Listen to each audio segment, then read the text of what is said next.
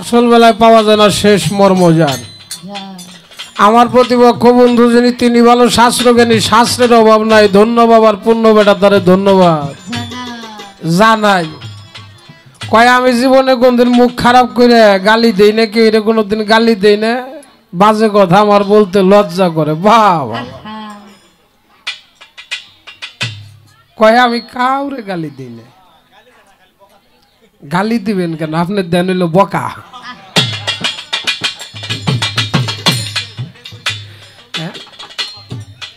আস্তে এই মুখ দিয়ে একটা খারাপ ভাষায় কথা কইলে 40 দিন থাকে তার মুখ না পাক।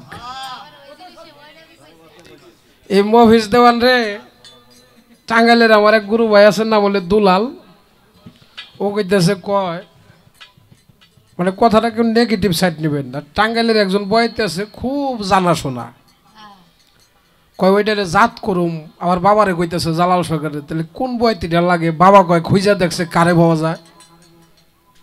আমাকে বাবা আছে একজন। কয় কেন? আমাকে মুফিজ দেওয়ান। কয় নামই তো মুফিজ।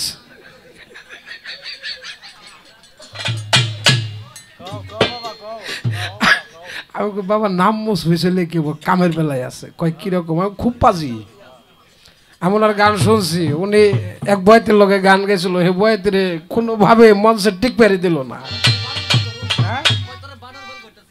কি কয়? কয় তোর বানর ফাইল কর। এই মুভিজ দেওয়ান আমি আসার সময় ওকে কইছি যে গান তো গাইবার যাইতেছি, তো উনি তো তালে বেতালে জাগার বেজাগা বুঝবেন না। উনি তো জেন্দা হেন্দা মাইরে দিবেন। আমার অবস্থাটা যে আজকে কি হয়, হাসাই তাই করতেছে। হ্যাঁ পালা দিছে আজকে গুরু শিষ্য। কয়েক এক সাইডটা তুমি খাও, আর এক দিক দিয়ে আমি মুখ লাগাই। এই কথা কই আবার কয় কয় বিয়েটা আমি 2টা করছি। যার চরিত্র নাই তার কোনো কিছুই নাই বাবা। আমি আরিফ সরকার 1 পিস, আমার চরিত্র তো কোনো দাগ নাই। এক পাগল নিয়ে আনছি, তাই ওরে কত মাপ টাপ চাই। কই পাগল দেখ তোরে নিয়ে আমি জীবনটা তোরে রাইখে যাই পারি নাকি? আর আপনি মাইক দিয়ে কইতেছেন কয় আমার 2 বউ দেখছে কি বাপের বেটা। মায়ের নামে খবর নাই, দামা ভরা খালা। হ্যাঁ জানে না পাইলার খবর আর দেয় গভর গভর। না বাবা ইয়ে কইেন না, যা করছেন বলে টালে করছেন। এখন মালিকের কাছে একটু ক্ষমা টমা চাই, যে মালিক রে জীবনে যা করছি এখন ক্ষমা করে দাও, আমি যেন ভালোভাবে বিদায় নিতে পারি।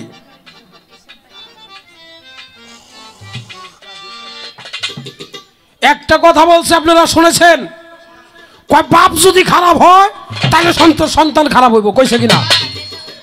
আপনি আকাম করে এসে জন্ম দিবেন, ওটা আকামি করবো। আপনি চুরি করে এসে জন্ম দিবেন, ওটা চোর হইব।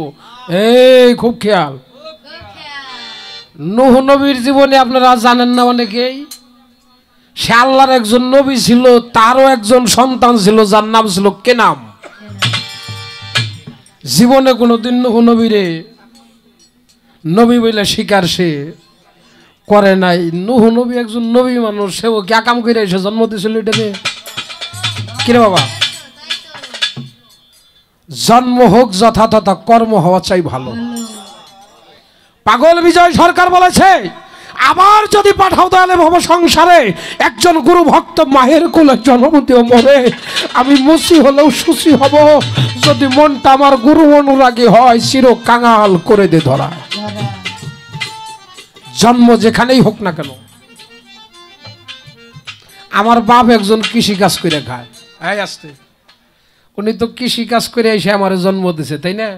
কিরে মায়েরা, যে যে কর্ম করে, আমি গান গেয়ে গেলে গান গেয়ে যাই তো ভোলা জন্ম দিব। হ্যাঁ আমার বাবাই কাজ করে, কৃষি কাজ, জন্ম দিল আমারে। আমি হইলাম আরিফ সরকার, আমার বাপে তোর গান গেয়ে জন্ম দেয় নাই কি? কার লগে গান গাইতেছেন আপনি ঠিক পান নাই?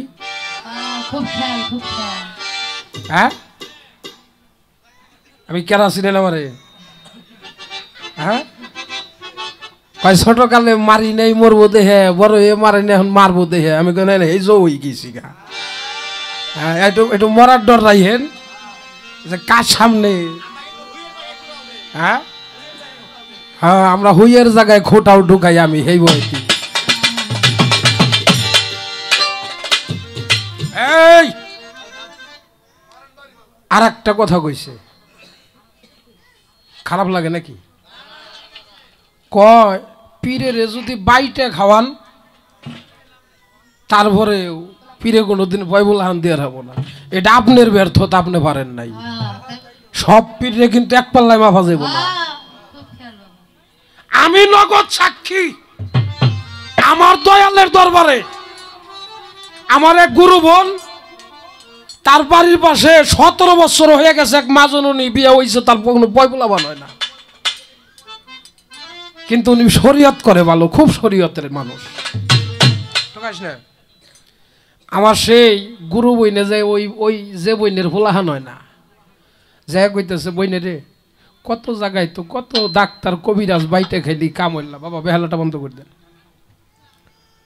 তোমার শরীয়তের পর্দা বাদ দে থইয়া চলো আমার গুরু দরবারে যাইগে।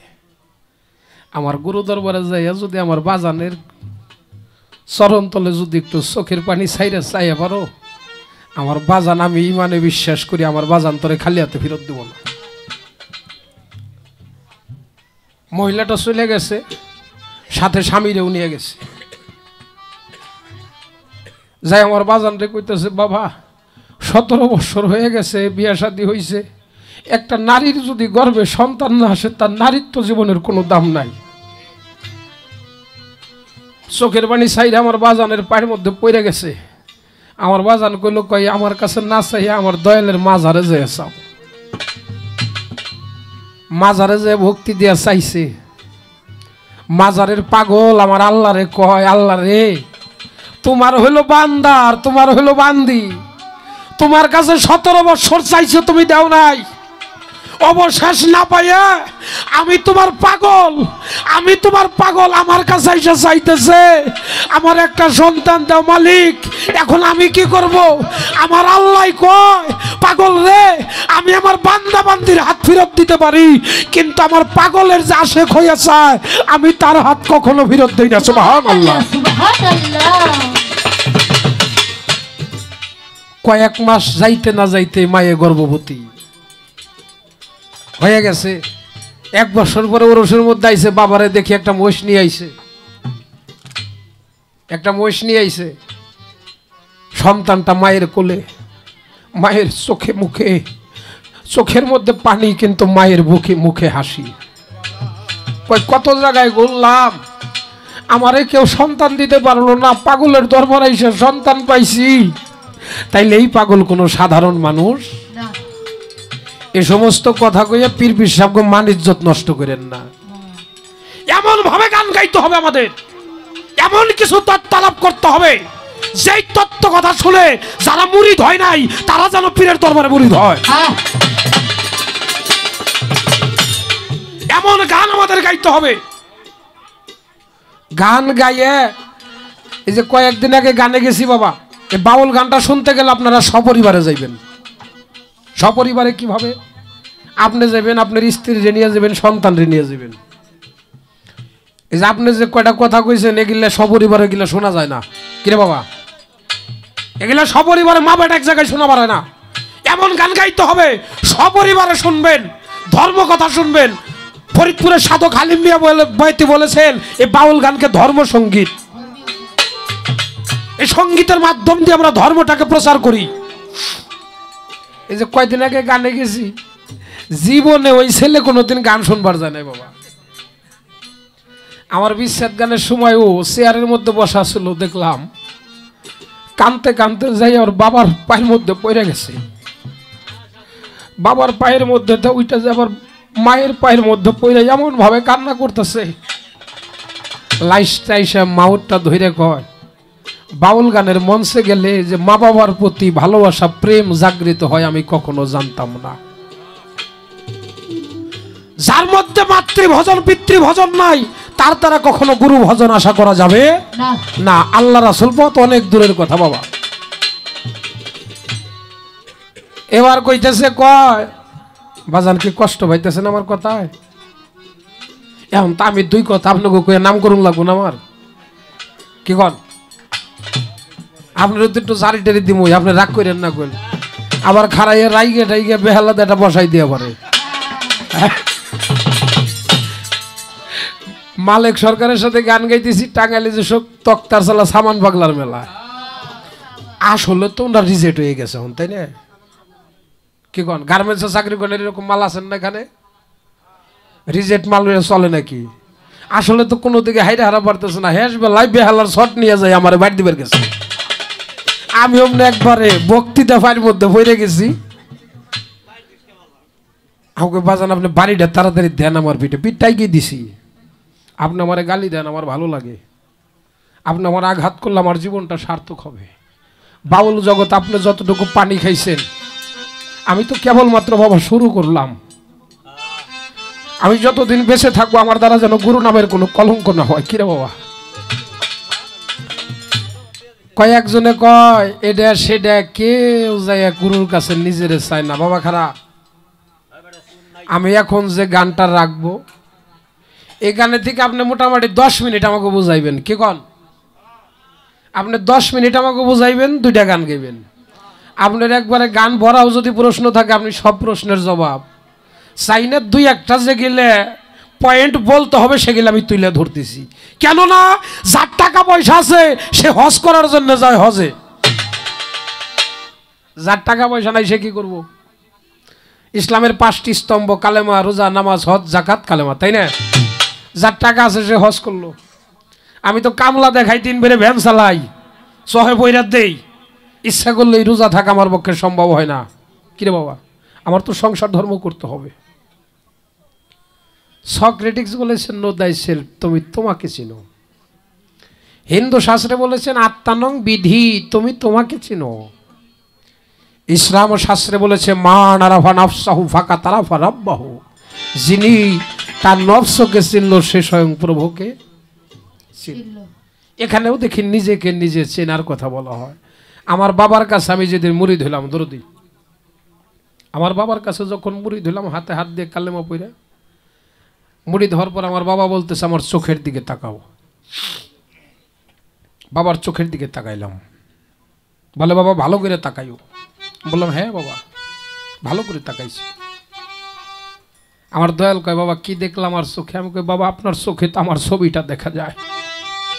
আরে ও দয়াল আপনার চোখের মধ্যে তো আমার ছবিটা দেখা যায়।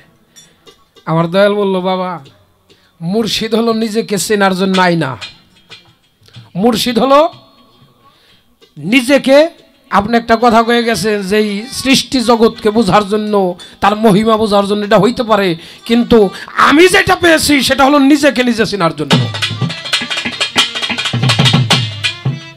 আমার বাজান আমারে কইল, কয় বাবা আমি হলাম গুরু হলো নিজেকে চেনার জন্য আয়না, যে চোখ দিয়া তুমি তোমারে দেখলা এই চোখ দিয়া তুমি আর অন্য কিছু দেখো। মুর্শিদের কাছে কেন যায় মানুষ? 30,000 জাহেরি, 60,000 হলো বাতেনি। 30,000 জাহেরি যা হাদিস কোরআনে পাওয়া যায়, আল্লাহর সৃষ্টি রহস্য, এগুলা হাদিস কোরআনের মধ্যে অহরহ আছে। কিরে বাবা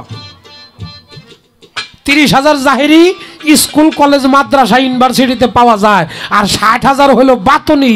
এই 60,000 বাতনি জানার জন্য হলো পীরের আত্মা উঠে লাগে। কি না ভুল কইলাম বাজানরা? এই যে 60,000, এই যে এখন যে গানটা গামো, যাহাছে বিশ্ব ব্রহ্মাণ্ডে তাহাস আমার এই মানব। এই আমার এই গানটা ভালো করে বাজান শুনবেন। এই গান শুনে যদি কোনো পীরের বাড়ি সম্বন্ধে আপনি বুঝেন তাহলে কিন্তু আমি পরের মঞ্চে তুলে ধরুম। আমি যে গানটা গামো যদি আপনি পীর দিয়ে আমারে দিয়ে কিছু বুঝেন, গুরু দিয়ে আমারে দিয়ে, তাহলে আমি এটা মানুম না।